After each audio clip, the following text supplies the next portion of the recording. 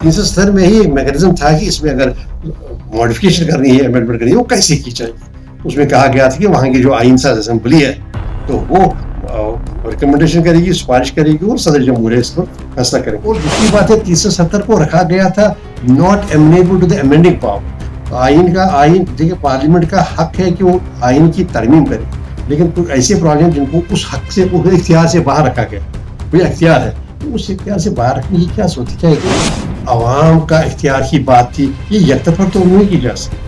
Assembly का भी इख्तियार नहीं था, मुकामी असेंबली का, वो कहती इसको मनसूख की जाएगी, तो उसके लिए कॉन्स्टिट्यूशन असेंबली का उसका एहतमाम जरूरी था। अंदर में किसी भी तब्दीली का वो मैकेनिज्म नहीं फॉलो किया गया, बल्कि क्या किया गया, ऐसा किया गया कि इंटरप्रिटेशन क्लास का सहारा लिया गया। 367 में एक इजाफा किया गया, पहले उसको अमेंड किया गया कि नहीं जी कॉन्स्टिट्यूंट असेंबली मानी जाएगी आज की असेंबली के बजाय कहा गया नहीं, चूंकि प्रेसिडेंट रूल है, असेंबली है ही नहीं, वो डिसॉल्व हो गई, इसलिए ये माना जाएगा असेंबली। सारा जो मामला है, सारा मामला बिल्कुल नाइंसाफी का। यही वजह है कि हम जोड़े सुप्रीम कोर्ट के पास हमारी पूरी उम्मीद है, जिससे हमारी दलाइल है, जो हमने कहा है, वो सारे दलाइल जो हमारे हैं और जिस पैशन के साथ हमारे वकीलों ने किया, सबको देखकर, पस मंजर को देखकर, ग्राउंड्स को देखकर हमें उम्मीद है कि इंसाफ हमें होगा, इंसाफ हमें मिलेगा। मतलब एक ऐसा प्रोविजन आइन में है जो कहा गया है कि पार्लियामेंट का जो अमेंडिंग पावर है टू अमेंड कॉन्स्टिट्यूशन, उसके बाहर होगा।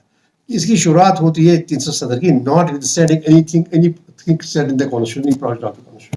तो जनाब उन्होंने ऐसे ही नहीं रखा था, वो रख सकते थे उस वक्त के बगैर ही। टेम्पररी अगर होता वो रखते, ये है तो हम कहते कि टेम्पररी है, लेकिन क्या जरूरी था कि उन्होंने अभी, और बल्कि इसमें एक मैकेनिज्म दिया है, सेल्फ कंटेंट कोड था 370 में ही एक मैकेनिज्म था कि इसमें अगर मॉडिफिकेशन करनी है, अमेंडमेंट करनी है, वो कैसे की जाएगी। तो उसमें कहा गया था कि वहाँ की जो आइन साज असेंबली है तो वो रिकमेंडेशन करेगी, सिफारिश करेगी और सदर जमहूरिया इस पर फैसला करेंगे। लेकिन जब आइन साज असेंबली ने खुद ही एक तरीका किया था, और दूसरी बात है 370 को रखा गया था not amenable to the amending power. आइन देखिए पार्लियामेंट का हक है कि वो आइन की तरमीम करे, लेकिन कुछ ऐसे प्रोविजन जिनको उस हक से, इख्तियार से बाहर रखा गया, कोई इख्तियार है तो उस इख्तियार से बाहर रखने की क्या सोची, क्या दलील नहीं करती। उसके बाद सुप्रीम कोर्ट ने Santosh Kumar Gupta state bank of India case में कहा कि ये ओवर द ईयर्स इसकी हैसियत एक मुस्तकिल प्रोविजन की रही है। तो जनाब ये तो एक आवाम का इख्तियार की बात थी, ये यकतफर तो नहीं की जा सकती। असेंबली का भी इख्तियार नहीं था, मुकामी असेंबली का, वो कहती इसको मनसूख की जाएगी, तो उसके लिए कॉन्स्टिट्यूंट असेंबली का उसका एहतमाम जरूरी था, उसको वो मौजूद वजूद में आनी चाहिए थी और वो कर दी फिर।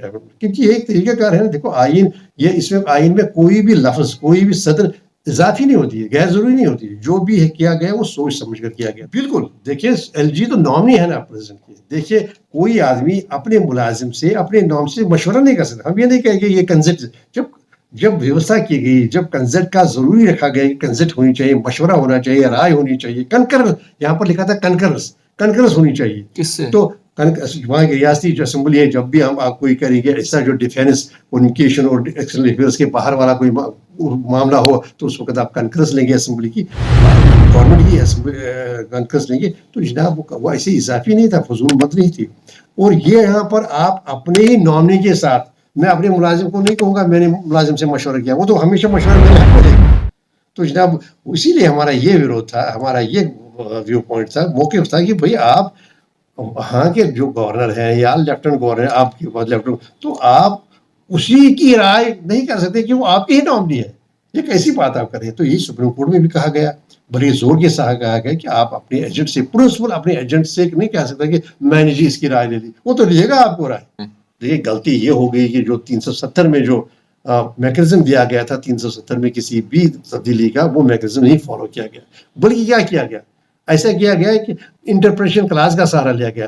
367 में एक इजाफा किया गया, पहले उसको अमेंड किया गया कि नहीं जी कॉन्स्टिट्यूंट असेंबली मानी जाएगी आज की असेंबली, जो मौजूदा असेंबली है। लेजिस्लेटिव असेंबली और कॉन्स्टिट्यूंट असेंबली दो अलग अलग चीज़ें हैं। कॉन्स्टिट्यूंट असेंबली कॉन्स्टिट्यूंट पावर करती है, देखिए जैसे कॉन्स्टिट्यूंट असेंबली हिंदुस्तान की थी, तो 370 में कहा गया था कॉन्स्टिट्यूंट असेंबली से मशवरा होना चाहिए, उसकी रिकमेंडेशन। लेकिन यहाँ कहा गया नहीं, हम कहेंगे वो भी यही है।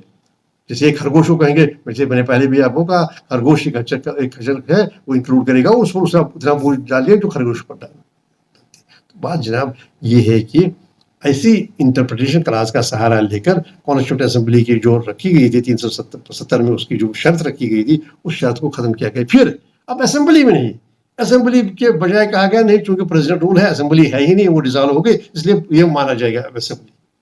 तो जनाब ये सारा जो मामला है, सारा मामला बिल्कुल नाइंसाफी का किया गया। यही वजह है कि हम दौड़े दौड़े सुप्रीम कोर्ट के पास गए। वही ये जो होते हैं, इसके दो डायमेंशन होते हैं, एक्सटर्नल सॉवरेनिटी और इंटरनल सॉवरेनिटी। देखिए जम्मू कश्मीर ने कभी भी की, फिर क्यों आइन में रखा गया स्टेट लिस्ट? ये मैं कहूँगा सिर्फ जम्मू कश्मीर के नहीं, बाकी स्टेट्स के लिए भी कहा गया। बाकी स्टेट्स की अपनी शिनाख्त है कि स्टेट लिस्ट क्यों है? फिर अगर सारा सब कुछ मरकज के पास है, तो हमारे पास 3 लिस्ट है, कंकरेंट लिस्ट, यूनियन लिस्ट और स्टेट लिस्ट। स्टेट ऐसा लिस्ट है जो सारा अधिकार स्टेट्स को है उस पर कानून बनाने का। फिर है यूनियन लिस्ट जो यूनियन को है। फिर है कंकरेंट, जिस पर 2 कर सकते हैं। हमारे जम्मू कश्मीर के मामले में स्टेट लिस्ट था ही नहीं, क्योंकि जो हमने दिया था तो मरकज को, उसके बगैर बाकी सब कुछ हमारे पास था। यही किया गया था, कॉन्स्टिट्यूशनल मैकेनिज्म बनाया गया। अब देखिए, आपको सिर्फ 370 नहीं पढ़ना है अकेले में, आप 370 पढ़िए तसलसल के साथ, दिल्ली एग्रीमेंट के साथ। नहीं, जब जब जब पार्लियामेंट में दिल्ली एग्रीमेंट में कहा कि नहीं, इनका अपना एजेंडा होगा, इनका अपना आइन बनाने के, और फिर क्या जरूरत है, हम आइन साज असेंबली जो स्टेट की, उसको कहते हैं कि आप आइन की, आप एक्सटेंशन की तौसीक कीजिए। फिर मई 1954 में वहां की असेंबली ने कहा हाँ जी, जो वो हुआ था उसका मतलब वो आर्जी था। तवसीक उस चीज की जाती है जो आर्जी था। फिर मई 1954 में वहां की आइन साज असेंबली को कहा गया आप तवसीक कीजिए एक्सटेंशन की। तो उसका मतलब क्या है? उसका मतलब ये है ना कि जो एक्सटेंशन था वो मोहताज तवसीक था। वो तो आप अपनी, उनकी अपनी दलील है, वो तो उसकी नफी हो जाती है। तो इस टाइप सारे मिल मिला के जनाब, जो अब जम्मू कश्मीर के साथ जो आईनी तौर पर जो आइन को दरकिनार करके जो जाती की गई, उससे क्या है, उससे वहाँ जो बिटरनेस है, तलखी है। बाकी जो आपको अभी मैंने आपको कहा कि मसरूर अहमद की आज ट्रेजिकली वफात हो गई, जो भी जिसको भी गोली मारी गई थी एक बड़े बाजार में, एक मसरूफ तरीन श्रीनगर की।